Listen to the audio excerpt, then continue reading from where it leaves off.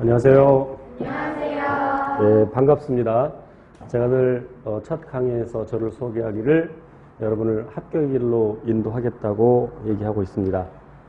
제가 이끄는 대로 따라오시고 그리고 꼭 복습 잘 하시고 자기 걸로 만들어야 됩니다. 학습이라는 것은 제가 이제 한자 세대가 아니라서 읽을 줄 아는데 쓸 줄은 잘 몰라. 배울 학에 익힐 습자죠. 별 호응을 안 해주네? 그죠? 배우고 익히는 것이 학습인데 요거는 굉장히 많이 해요. 그러니까 초, 중, 고 때 학원 다니고 학교 다니고 또 뭐 과외 받고 근데 이걸 잘 안 해. 그런데 그것이 몸에 배어서 성인이 되어서 공무원 준비하는데도 이거를 잘 안 하는 학생들이 있어요. 그래서 익혀서 자기 걸로 만들어서 시험장에서 쓸 수 있도록까지 만들어 놔야 돼요. 시험장에서 이게 분명히 배운 거고 이게 어느 책의 어느 페이지 정도까지 기억을 해. 뭐 상단이지 하단까지인가도 기억이 나. 그런데 막 헷갈릴 때가 있어. 그리고 답안지 내는 순간 또 그게 생각이 나는 경우가 있었죠. 중학교, 고등학교 때 그런 경험이 있었을 거예요. 자기 걸로 만들어야 돼요. 하나를 알더라도 분명하게 자기 걸로 알아둬야 됩니다. 그리고 이 강좌는 기초 강좌죠. 그래서 이제 생물을 고등학교 때 아예 안 했거나 문과라서 또는 공부한 지 오래되고 졸업한 지 물론 대학 때 간호학과나 또는 의료 관련 학과의 경우에 생물학을 따로 배우지 않죠. 생리학, 해부 생리학이나 생리학은 배우지만 그래서 생리학 파트는 여러분이 좀 이렇게 쉽게 다가가는데 나머지 부분들에 대해서는 조금 어려워합니다. 그래서 이 강좌를 마련한 겁니다.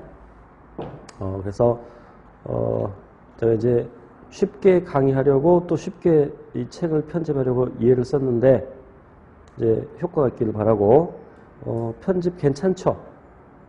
제가 직접 했어요.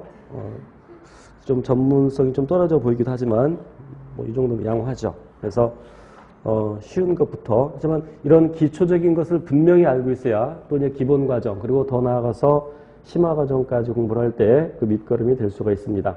다시 한번 강조하건대 하나를 알더라도 분명하게 애매하게 알고 있으면 또 출제자들이 많이 문제를 꼬아서 내는 경향이 있습니다. 특히 서울시의 경우에 경기도의 경우에 특히 서울시는 굉장히 어려워졌죠. 2017년도에도 최근 경향과 마찬가지로 꽤 어렵게 출제가 됐습니다. 그래서 분명하게 알고 있어야 문제를 풀 수 있게끔 되니까 확실하게 알아두셔야 됩니다. 자, 그래서 5페이지부터 진도를 나가겠습니다. 그리고 보통 이 생물을 암기 과목이라고 생각하는 사람들이 들어 있어요. 수학도 실은 암기 과목입니다. 하지만 이해를 전제로 하죠. 우리가 고등학교 때 수학 공식 모두 다 외운 건 아니죠. 기본적인 거 외우고 그리고 필요한 것은 또 유도를 해서 또 문제를 풀 때 적용을 하고 그래서 역시 마찬가지로 모든 과목이 그렇듯이 생물도 이해를 기본으로 해서 이해를 전제로 해서 이제 암기까지 해둬야 됩니다. 시험장에 쓸 수 있도록. 그래서 저는 이해 위주로 강의를 할 것이고 그러나 때에 따라서 이해가 어려운 것도 있습니다. 실은 이 생물학 전반에 걸쳐서 저도 이해하지 못하고 그냥 암기하는 것들도 물론 있습니다. 그래서 그런 경우는 어쩔 수 없습니다만 특히 이제 분류 쪽에 가면 이제 암기하는 것들이 꽤 많으나 그런 부분들도 가급적이면 제가 이해를 시키도록 노력을 하겠습니다. 그리고 요 각 챕터별로 각 챕터 뒤에 이제 문제가 나와 있는데 물론 여기 이제 기초 강좌라서 매우 쉬운 문제들로 구성이 되어 있습니다. 대부분 출제된 문제들입니다. 그런데 답은 없습니다. 그래서 답은 제가 카페에 올리거나 아니면 이제 이 시간 안배를 찾아서 뭐 수업 시간의 문제를 다룰 수도 있고요. 자, 우선 이제 5페이지 가서 이제 공부를 하겠습니다.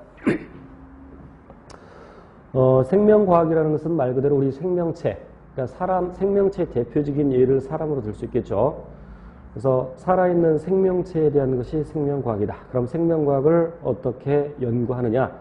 물론 이 생명과학의 탐구라고 되어 있지만 생명과학에서만 적용되는 것이 아니라 다른 과학에서도 물리학이나 화학 그리고 지구과학에서도 요즘은 인문학이나 사회학에서도 인문과학이니 사회과학이니 이런 용어를 쓰면서 이런 과학적 탐구 방법을 쓰게 됩니다.